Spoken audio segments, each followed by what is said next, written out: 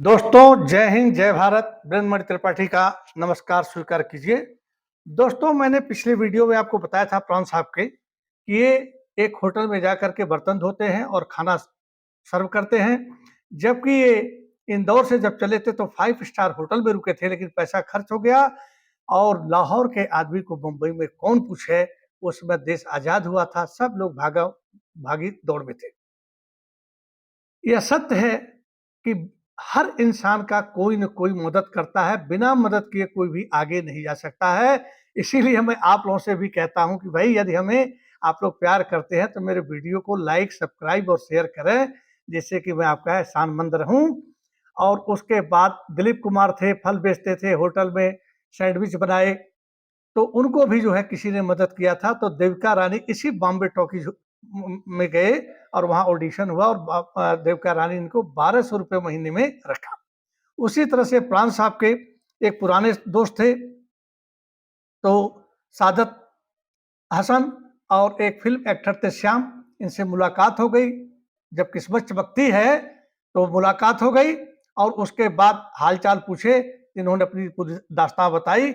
इन्होंने क्या किया, इनका रिकमेंडेशन किया। एक बॉम्बे टॉकीज में एक डायरेक्टर थे सईद लतीफ, कहा कि आप सईद लतीफ के पास जाइए, हमने उनसे बात कर लिया है और आपको कोई कोई काम दे देंगे। और मैंने हर बात बता दिया, क्योंकि ये जो है 42 से पिक्चरों को शुरू किए थे, 47 में देश विभाजन हो गया था। इन्होंने 20 पिक्चर की थी, उनके बारे में बताए तो ये गए सईद अली के पास। और वो भी जो है बॉम्बे में जो लोकल ट्रेन चलती है सबसे सुबह वाली ट्रेन से गए, क्योंकि इनके पास टिकट के पैसे नहीं थे और उस समय टीटी नहीं होता। वहां गए, ऑडिशन हुआ, स्क्रीन टेस्ट हुआ, ये पास हो गए और 500 रुपए में इनको महीने पर तनख्वाह पर एक्टिंग करने के लिए रख लिया गया। इन्होंने 500 रुपए में 100 रुपए एडवांस मांग लिया कि मैं अपनी पत्नी को एक कहानी सुनाऊंगा, और एक एम्बेसडर कार में लेकर के गए और वहीं पर सुनाया कि मुझे 500 रुपए में नौकरी मिल गई है। और उस समय 1948 में फिल्म बन रही थी जिद्दी, जिसमें हीरो थे देवानंद, आप लोग जानते हैं, इस पर बनाया हूं। और जो है उनकी हीरोइन थी कामनी कौशल। उसमें इन्होंने खलनायक का रोल किया और वहां पर ऐसा अच्छा खलनायक इनके जैसे आज तक न कभी हुआ है न होगा।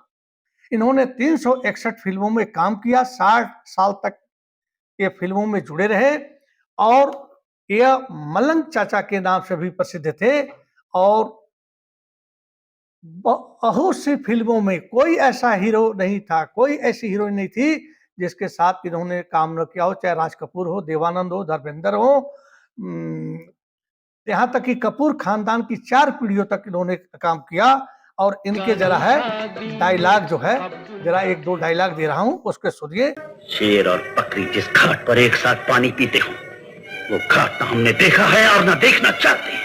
ये डायलॉग खानदान में आज तक न किसी ने नौकरी की है और ना कोई करे। और उस डायलॉग के बाद फिर आप जरा कुछ गाने सुनिए। टकराते हैं जो इस ताकत से वो मिट्टी में मिल जाते हैं। उसके बाद जब इन्होंने कुछ पिक्चरों में काम कर लिया तो इन्होंने अपना ट्रेंड बदल दिया, पैसे बदल दिया। और इनकी जो फिल्में थी उस समय टॉप की जो थी, अपराधी थी, गृहस्थी थी और पुतली थी। ये जब प्राण साहब जब मेकअप करते थे तो मेकअप से बहुत मतलब मोटिवेट थे, अलग अलग गेटअप में अपना फेस वो करते थे। इन्होंने खानदान में देखिए आप लोग गेटअप किया हिटलर का, जुगनू में मुजीबुर रहमान जो पहले राष्ट्रपति बने बांग्लादेश के, और अमर अकबर एंथोनी में इन्होंने अमेरिका के राष्ट्रपति का लुक जैसे था इब्राहिम लिंकन का इन्होंने किया। इनको लोग जब सड़कों पर देखते थे, इतने खतरनाक मतलब विलन का रूप करते थे कि लोग इनसे घृणा करने लगे और कहते थे, ये देखो ओ गुंड, इनको कहते थे ओ गुंडे, ओ मवाली, ओ डाकू, ओ बदमाश, ओ 420, ओ लफंगे, इन नामों से इनको जो है नवाजते थे। और इतना ज्यादा ये पॉपुलर हुए कि जिस फिल्म में प्राण नहीं होते थे वो फिल्म चलती ही नहीं थी। एक बार किसी फिल्म की ओपनिंग में हीरो पहुंचे तो लोगों ने पूछा कि मेरा हीरो प्राण साहब कहाँ है। तो प्राण को लोग देखना ज्यादा पसंद करते थे, और जब बच्चे अपनी माँ के साथ फिल्म देखते थे तो इनका इतना खतरनाक रोल होता था कि बच्चे माँ के आंचल में सर छुपा लेते थे, कहते मम्मी मैं अपनी आंखें खोलूं और वह चला गया, तो माँ जो भी कहती होगी कि हाँ चला गया, तो बच्चे इनको देख करके डर जाते थे। एक बार की बात है, जौहर महमूद उठेगी तुम्हारी नजर धीरे धीरे, इन हांगकांग में शूटिंग हो रही थी, तो इनको जो है बॉम्बे आना था और उसकी हीरोइन थी अरुणा ईरानी। तो इनको हांगकांग से कलकत्ता आना था, कलकत्ता से फिर बॉम्बे फ्लाइट था, उस समय तो फ्लाइट थी नहीं। तो जैसे ही हांगकांग से फ्लाइट कलकत्ता आ गई तो बॉम्बे वाली फ्लाइट मिस हो गई, क्योंकि यह फ्लाइट लेट हो गई। अब किसी होटल में इनको ठहरना था। अब अरुणा ईरानी ने सोचा कि अरे भैया प्राण साहब मेरे साथ हैं, आज तो मेरा ये बलात्कार कर ही देंगे। फिर ये होटल गए, अरुणा ईरानी को बोला अरुणा तुम ऐसा करो, अंदर से इसको लॉक कर लो, और फोन की व्यवस्था थी कमरे टू कमरे में, ये कोई भी आए खोलना नहीं, और कोई प्रॉब्लम हो तो मुझे फोन करना। और जब रात बीत गई दूसरे दिन, तब अरुणा ने कहा कि हे प्रभु, जैसा रोल करते हैं वैसा तो है ही नहीं, ये तो भगवान की तरह से, भगवान रामचंद्र की तरह से चरित्रवान है। वो तो एक्टिंग थी, रोल था। दिलीप कुमार की शादी, उनके बहुत बड़े दोस्त थे, राम श्याम फिल्मों में है, कई फिल्मों में इन्होंने काम किया है। तो जब इन्होंने सुना कि सायरा बानो की शादी हो रही, तो कश्मीर में थे, तूफान चल रहा था, बहुत लोग अपने एरोप्लेन छोड़ दिए थे, लेकिन उसी तूफान में दिलीप कुमार की शादी में प्राण साहब गए और दिलीप कुमार से मिले, और इनके जो है डायलॉग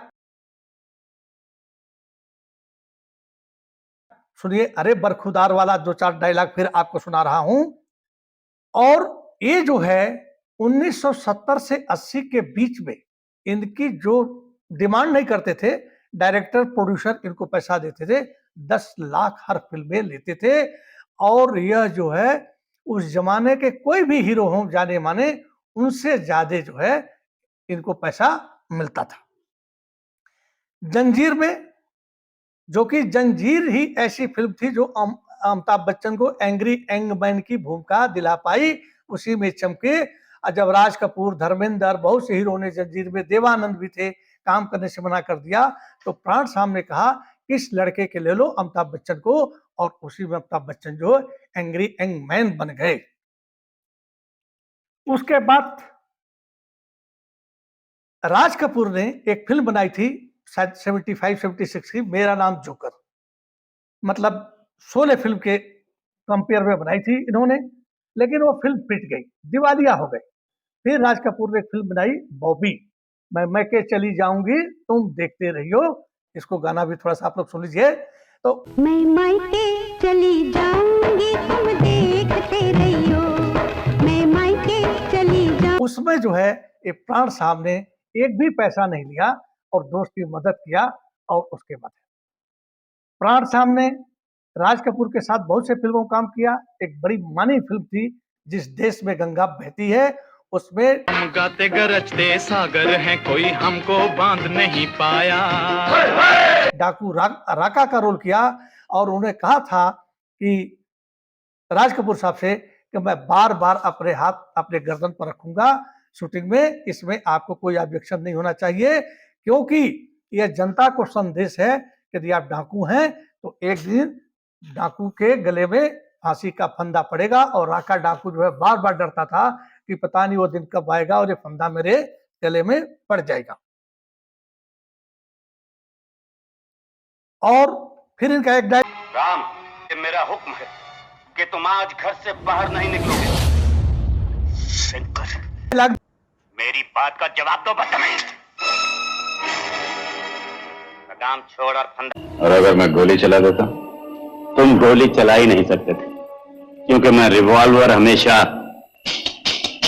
खाली। देखिए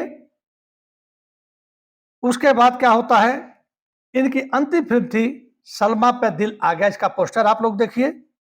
अब क्या है कि इनके हमने डायलॉग बता दिए, कुछ गाने इसमें मैं डाल देता हूँ। इशारों को अगर समझो, राज को राज रहने दो। ले लो गम न होगा, इश्क मेरा कम न होगा, हे जमालो हे जमालो हे जमालो। तीसरा गीत। उसके बाद ये 60 साल का इनके फिल्मी करियर रहा और 78 वर्ष की उम्र में इनको हार्ट अटैक हुआ। उसके बाद ये काम करना थोड़ा रोक दिए और एक सर्वे टीम चली थी जिसने बॉम्बे के स्कूलों में सर्वे किया, दिल्ली के स्कूलों में सर्वे किया, पंजाब के स्कूलों में किया और यूपी के स्कूलों में सर्वे किया कि क्या 50 के बाद 20 सालों के दशक में क्या किसी ने भी अपने बच्चे का नाम प्राण रखा है, क्योंकि कोई प्राण रखता ही नहीं था। हमेशा लोग इनको गलत निगाहों से देखते थे, पर प्राण साहब इतना खुश होते थे कि वाह, मैं ऐसा किरदार हूं कि मैं तो लाइफ में कुछ और हूं और जो है लोग मुझे इस तरह से देखते हैं। एक बार ये अपने एक दोस्त के साथ उसके घर चले गए, दोस्त ने अपनी बहन से इंट्रोडक्शन कराना चाहा, बहन अंदर चली गई, आई नहीं। फिर जो है प्राण साहब जब घर गए तो उनके दोस्त ने कहा, अरे यार मेरी बहन आई नहीं, कहती भैया ऐसे लफंगे से आप लोग कहाँ दोस्ती कर लिए। तो प्राण साहब खुल करके हंसे कि कम से कम मेरी जो एक्टिंग है वो हूबहू लोग मान तो जाते हैं कि मैं ऐसा हूं। तो 50 के दशक की सर्वे की बात है। प्राण साहब कहते हैं, यदि मैं इंग्लैंड में होता तो मुझे लोग प्राण सर कहते और मैं एक सफल महान फिल्मी हस्ती होता। फिर उसके बाद धर्मेंद्र प्राण साहब क्या कहते हैं, अरे यार, अरे बरखुरदार, धर्मेंद्र तो फिर भी ऐसा हीरो है कि जिससे मार खाकर मजा आता है। एक शरीफ आदमी को विलन का रोल करना पड़ता है और मुझ जैसे को हीरो। धर्मेंद्र जैसे हीरो से मार खाने में तो बड़ा मजा आता है। तो धर्मेंद्र कहते हैं, जिनको विलन बनना था वो हीरो बन गए और जिनको हीरो बनना था वो विलन बन गए। मतलब कि मैं एक विलन की तरह से हूं, तगड़ा मोटा, तो मैं हीरो बना हूं। अब प्राण साहब वाकई में अपनी लाइफ में इतने शरीफ हैं और वह विलन का रोल करते हैं। अब इनको 2000 में विलन ऑफ द मिलेनियम का खिताब मिला इनको। 2001 में पद्म भूषण पुरस्कार मिला और लाइफ अचीवमेंट महाराष्ट्र सरकार ने इनको दिया। 2000 में कांग्रेस के नेता जो है प्रमोद तिवारी, या नाम मैं फिर भूल गया हूं, मैं लिख दूंगा उसको ढूंढ करके, वो उनके घर पहुंचते हैं। प्राण साहब बिल्कुल गल चुके होते हैं, उनको नहीं पता है कि कौन आया है क्या है, मतलब तो उनको दादा साहेब फाल्के पुरस्कार दिया जाता है मई महीने में। और 12 जुलाई 2013 में इनकी मृत्यु हो जाती है लीलावती अस्पताल में।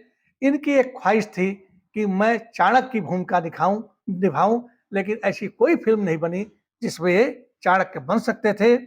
और कहा जाता है, रचा है सृष्टि को जिस प्रभु ने, वही ये सृष्टि चला रहे हैं, जिन्होंने भेजा था इस जगत में, वही ये वापस बुला रहे हैं। कहने का मतलब ये है, मैं आप सब पूरा ये संसार रंगमंच है, मैं भी ड्रामा कर रहा हूं, आप भी ड्रामा कर रहे हैं। मैं कभी सैनिक का ड्रामा किया, फिर टीचर का ड्रामा किया, आज यूट्यूबर बनकर ड्रामा कर रहा हूं। आप भी जिस जिस फील्ड में है ड्रामा कर रहे हैं।